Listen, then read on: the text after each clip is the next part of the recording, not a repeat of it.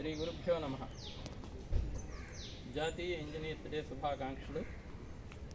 Sir Mokshagundam Visvesvaraya గారు 90 సంవత్సరముల వయస్సులో ఆయనకి సత్కారం చేస్తూ మీరు ఇంత గొప్పవారు అవడానికి కారణం ఏమిటంటే ఆయన చెప్పిన మాటలు ఏమిటి అంటే, నా తండ్రి గారి వద్ద క్రమశిక్షణ, తల్లి నుంచి ఎలా నడుచుకోవాలో నేర్చుకున్నాను అని చెప్పారు.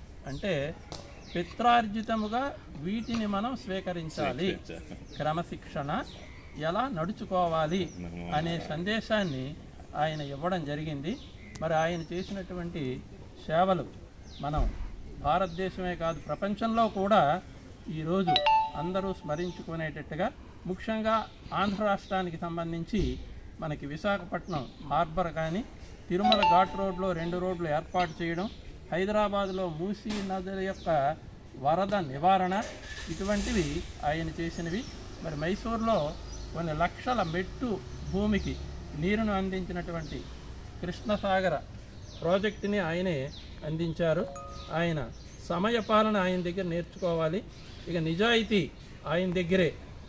ఆయన తర్వాత ఆత్మాభిమానము, సమయపాలన, నిజాయితీ, ఈ మూడింటితోనే నిరంతరము ఉంటూ రోజుకి 18 గంటలు కష్టపడి పనిచేస్తూ నిరంతరము ఈ దేశం కోసం ఆలోచించేటటువంటి గొప్ప వ్యక్తి.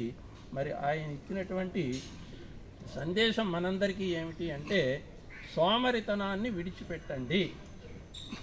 ఈ జీవితం అనేది ప్రజాసేవలో గంధపు చెక్కలా కరిగిపోవాలి, ఇనుములా త్రుప్పు పట్టి ఒక మారుమూల ఉండిపోకూడదు అనేటటువంటిది ఆయన మనందరికీ ఇచ్చినటువంటి సందేశం.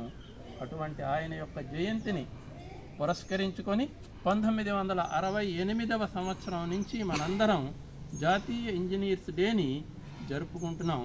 ఒక్క భారతదేశమే కాదు, శ్రీలంక, తాంజానియా ఇటువంటి దేశాల్లో కూడా ఈ ఇంజనీర్స్ డేని జరుపుకుంటున్నారంటే ఆయన స్ఫూర్తి మనం గమనించాలి. ఆయన ద్వారా ఈ కార్యక్రమం చేసుకోవడంతో మాత్రమే కాకుండా ఆయన యొక్క నీతి, నిజాయితీ, ఆత్మాభిమానము, సమయపాలన మొదలగునవి అన్నింటినీ